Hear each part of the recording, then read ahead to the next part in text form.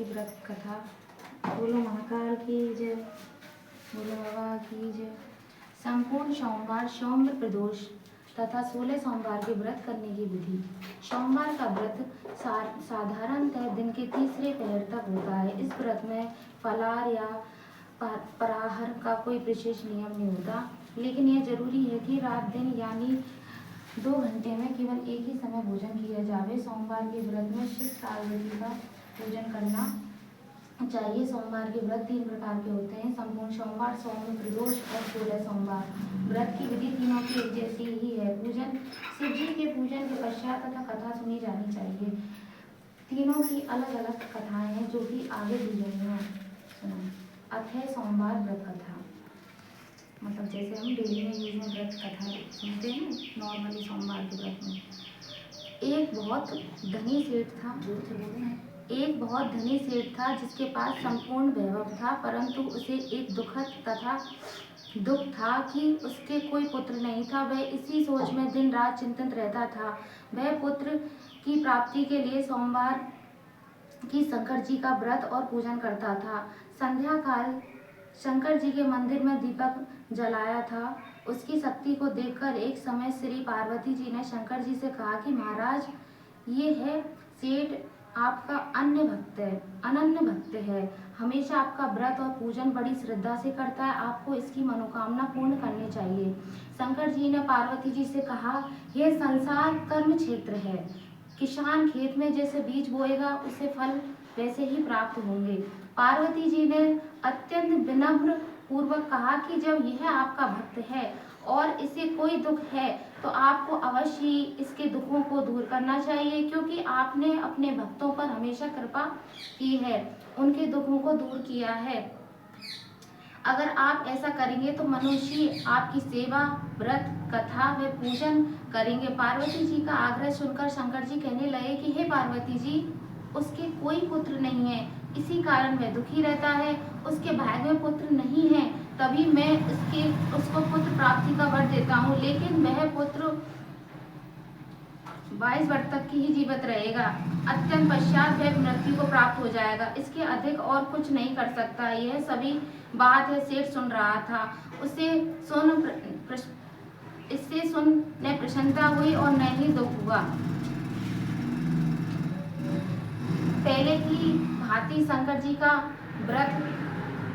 सोमवार व्रत तथा पूजन करता रहा। कुछ समय व्यतीत हो जाने पर सेठ जी की स्त्री गर्भवती हुई तथा 10वें महीने उसके गर्भ से एक सुंदर पुत्र उत्पन्न हुआ। सेठ के घर में बहुत खुशियां मनाई गई, लेकिन सेठ की उसकी उम्र केवल 22 वर्ष जानकर अधिक दुखी। कितने के 22 है? अच्छा, 11 वर्ष जानकर अधिक खुशी प्रकट नहीं की, न किसी को भेद बताया।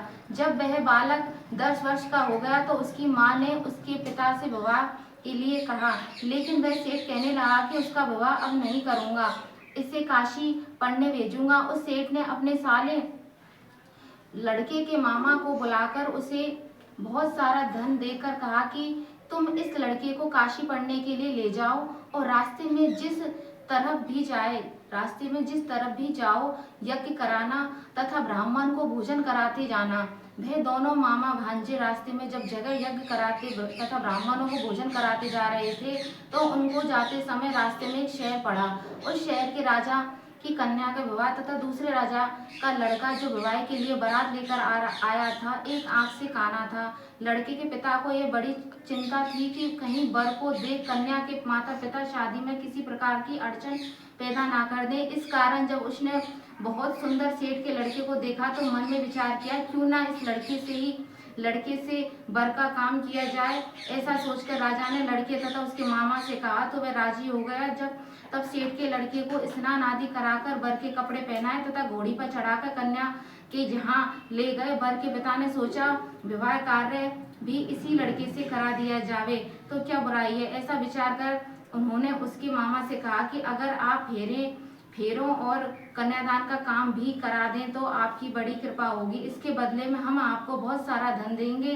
उन्होंने यह स्वीकार कर लिया और उसने विवाह तथा फेरों का कार्य भी कर लिया। फेरों के बाद जब लड़का जाने लगा तो उसने राजकुमारी कि चुंदरी के पल्ले पर लिख दिया कि तेरा विवाह तो मेरे साथ हुआ है, लेकिन जिस राजकुमार के साथ तुम्हें भेजेंगे वह एक आंख से काना है और वह काशी पढ़ने जा रहा है। राजकुमारी ने जब अपनी चुंदरी पर इस प्रकार की लिखा पाया तो उसने राजकुमार के साथ जाने से इनकार कर दिया। कहा कि यह मेरा पति नहीं है, मेरा विवाह इसके साथ नहीं हुआ है, वह काशी पढ़ने गया है। राजकुमारी के माता पिता ने अपनी कन्या विदा नहीं की और बारात वापस चली गई। उधर सेठ का लड़का और उसका मामा काशी पहुंच गए तथा वहां जाकर उन्होंने यज्ञ आदि धर्म कार्य करने तथा लड़के ने पढ़ना शुरू कर दिया। जब लड़के की आयु 11 वर्ष हो गई तब उस दिन उन्होंने यज्ञ का आयोजन किया था। उसी समय लड़के ने अपने मामा जी से कहा कि मामा जी आज मेरी तबीयत ठीक नहीं है। मामा ने कहा कि तुम अंदर जाकर सो जाओ। लड़का अंदर जाकर सो गया और सोते ही उसके प्राण निकल गए। तब उसके मामा ने जाकर देखा तो वह मुर्दा पड़ा। उसको बहुत दुख हुआ, लेकिन उसने सोचा कि अगर रोना पीटना शुरू कर दूंगा तो यज्ञ का कार्य अधूरा रह जाएगा। अतः उसने शीघ्र ही यज्ञ का कार्य पूर्ण करवाया तथा ब्राह्मणों के जाने के पश्चात रोना पीटना शुरू कर दिया। संयोग बस उस समय शंकर जी तथा पार्वती उधर से जा रहे थे। जब उन्होंने जोर जोर से रोने पीटने की आवाज सुनी तो पार्वती जी शंकर से आग्रह करके उसके पास ले गई और सुंदर बालक को मरा हुआ देखकर कहने लगी कि यह तो उसी सेठ का लड़का है जो आपके वरदान से हुआ था। शंकर जी ने पार्वती जी से कहा कि इसकी उम्र इतनी थी जो समाप्त हो चुकी है। पार्वती जी ने शंकर जी से कहा कि महाराज कृपा करके इस बालक की आयु और बढ़ा दो, वरना उसके पिता माता पिता तड़प तड़प कर मर जाएंगे।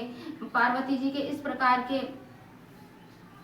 बारे में बार बार आग्रह करने पर शंकर जी ने उसको वरदान दिया और शंकर जी की कृपा से बालक जीवित हो गए। शंकर जी पार्वती के कैलाश को चले गए तथा वह लड़का एवं उसका मामा उसी भांति यज्ञ करते हुए अपने घर की ओर चल पड़े। रास्ते में उसी शहर में आए जहाँ उस लड़के का विवाह हुआ था। वहां पहुंचकर जब उन्होंने यज्ञ आरंभ कर दिया तो उस लड़के के ससुर ने उसको पहचान लिया और अपने महल में लाकर उसकी बड़ी खातिरदारी के साथ ही बहुत सारा धन दिया तथा बड़े आदर सत्कार के साथ अपनी लड़की को उसके साथ विदा कर दिया। जब वह सब अपने शहर के नजदीक आए तो उसके मामा ने कहा कि पहले तुम्हारे घर जाकर आने की खबर कर देता हूँ। उस समय उसके माता पिता घर की छत पर बैठे हुए थे और उन्होंने यह प्रण कर रखा था कि यदि हमारा लड़का सकुशल घर लौट आया तो राजी खुशी नीचे आ जाएंगे, वरना छत से कूदकर प्राण त्याग देंगे। इतने में उसके मामा ने आकर यह समाचार दिया कि उसका लड़का आ गया है, लेकिन उन्होंने विश्वास नहीं हुआ। तो उसके मामा ने शपथ पूर्व कहा कि आपका लड़का अपनी पत्नी तथा बहुत सारा धन साथ लेकर आया है। तब सेठ ने उसका बड़े प्रसन्नता से स्वागत किया और घर ले आए। वहां बड़ी प्रसन्नता के साथ रहने लगे। इस प्रकार जो भी सोमवार के व्रत को धारण करता है तथा इस कथा को पढ़ता सुनता है उसके सभी दुख दूर हो जाते हैं, सभी मनोकामनाएं पूर्ण होती है। बोलो भोले बाबा की जय, बोलो महाकाल की जय।